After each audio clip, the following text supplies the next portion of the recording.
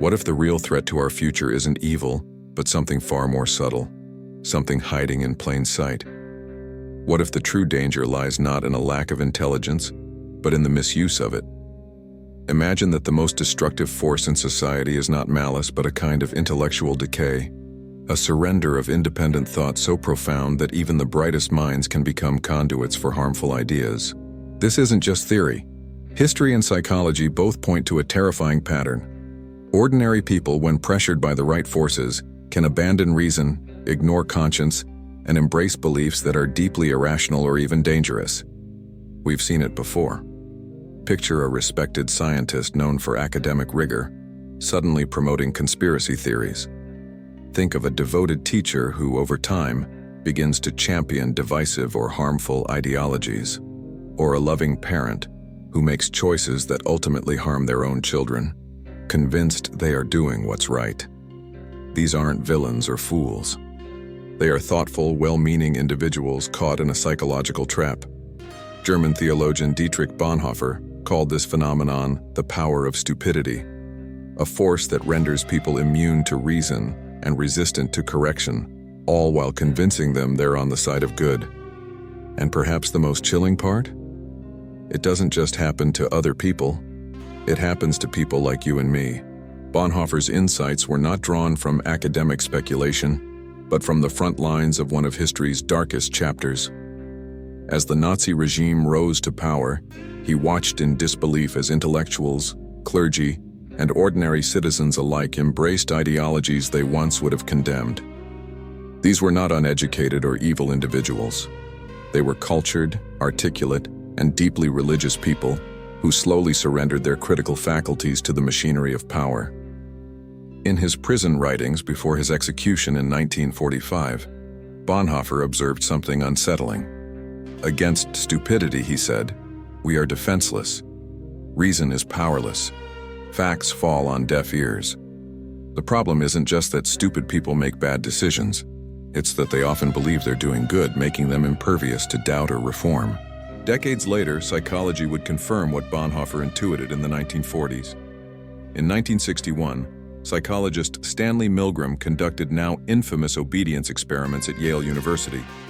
Participants, under the direction of an authoritative figure, believed they were delivering painful electric shocks to another person.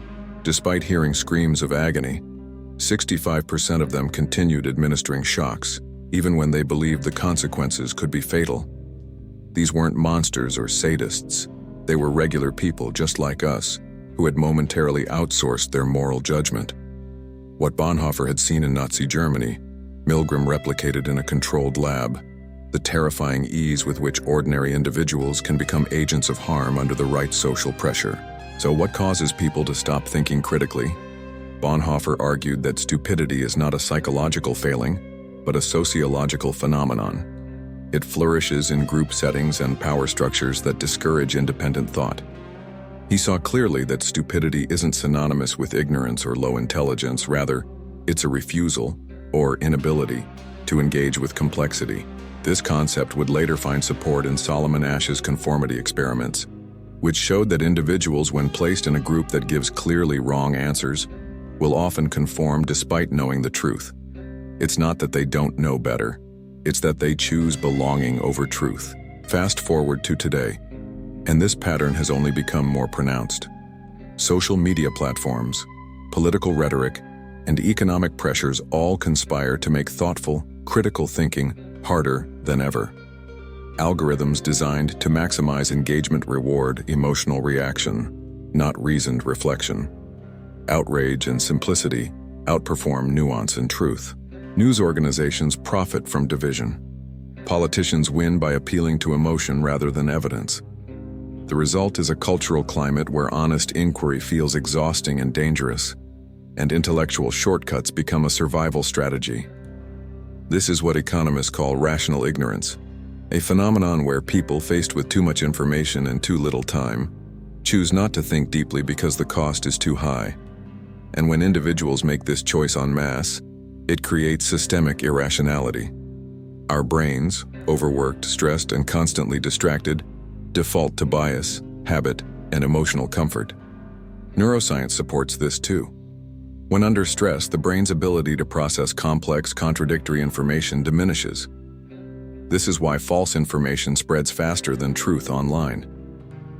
A 2018 MIT study found that lies on social media spread 6 times faster than facts, because lies are often simpler, more emotional, and easier to digest. And here's where Bonhoeffer's warning becomes urgent for the digital age. We're not just witnessing isolated lapses in judgment, we're living in systems designed to erode independent thought. The architecture of our online spaces promotes intellectual passivity. Personalized feeds reinforce our existing beliefs. Outrage sells. Certainty is more profitable than humility. This is not accidental, it's by design. And when entire populations internalize this mode of thinking, stupidity becomes not just a personal failing, but a structural one. So how do we fight back?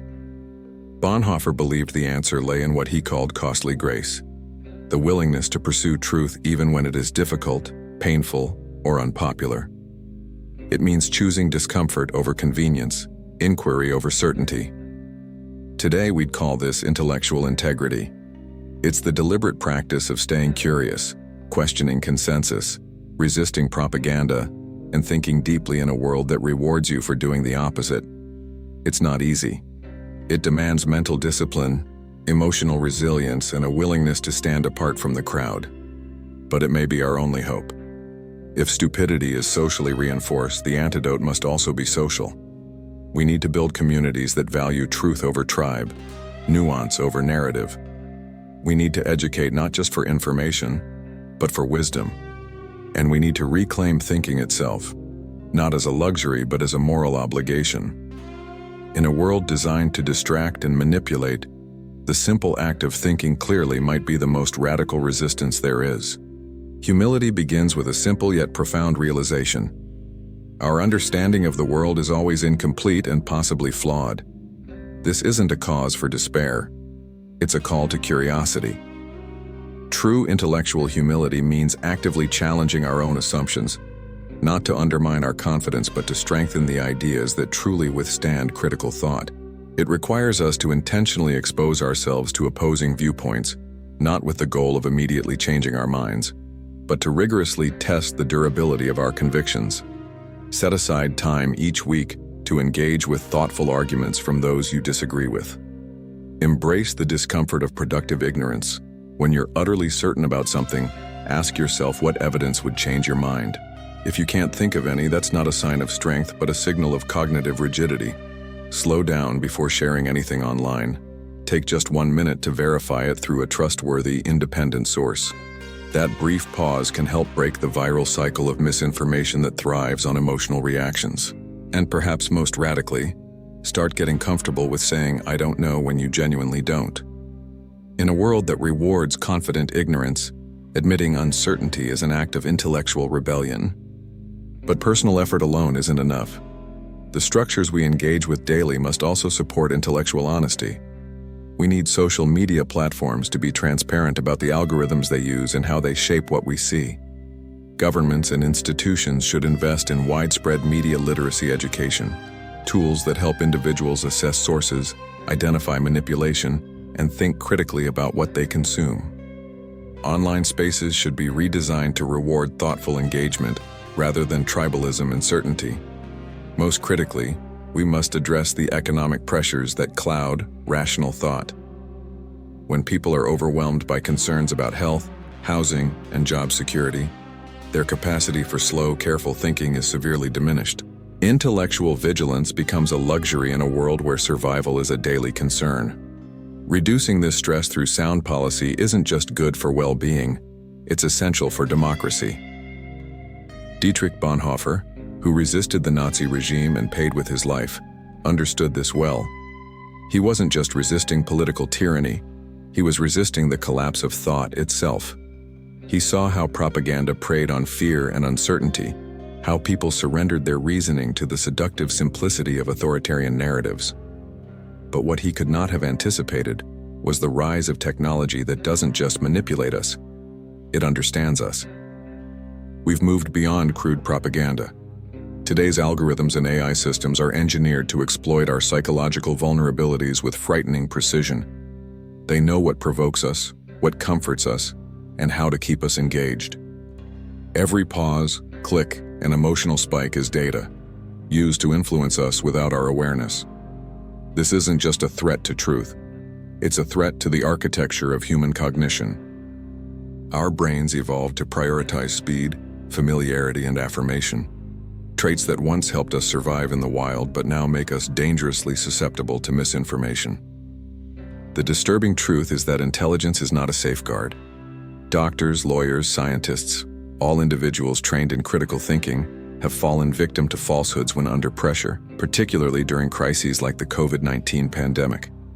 These were not failures of intellect, but of intellectual independence. Bonhoeffer warned of this. He argued that when people give up their responsibility to think critically, they stop being fully human. They become puppets, their thoughts no longer their own, but controlled by whatever voice shouts the loudest. Today, his challenge is more relevant than ever.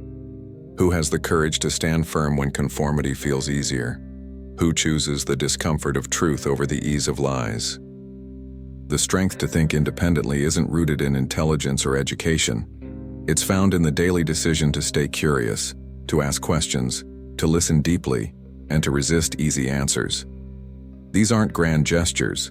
They are quiet, daily acts of courage that, over time, shape the foundation of a free mind. The tragedy is that surrendering our intellect often feels liberating. It's easier to hold a single clear belief than to entertain complexity. It's soothing to feel certain, even if we're wrong. But Bonhoeffer believed this discomfort was the cost of remaining human in a world that profits from our mental complacency. Thinking deeply is hard. It's messy and time-consuming. But just like physical strength requires regular exercise, intellectual resilience demands continual practice. We must train our minds to handle contradiction, to tolerate doubt, and to navigate ambiguity. The next time you feel absolutely certain, pause. Ask yourself what it would take to prove you wrong. If the answer is nothing, that's when your belief is most in danger of being a comforting illusion rather than a truth-tested conviction. Functional stupidity doesn't crash through the door. It whispers that you already know everything you need to know. That's when we must choose convenience or truth. Ultimately, Bonhoeffer's warning leaves us with a question, not about our intelligence, but about our commitment. Are we willing to keep thinking when it's hard, when it's unpopular, when the world around us is demanding quick conclusions and emotional certainty? Intellectual freedom isn't something we can take for granted. It requires vigilance not just against external manipulation, but against our own tendencies toward laziness and fear. But in this sobering reality lies immense hope. If intellectual submission is partly a choice, it can be rejected. If the systems we've built reward shortcuts, we can redesign them.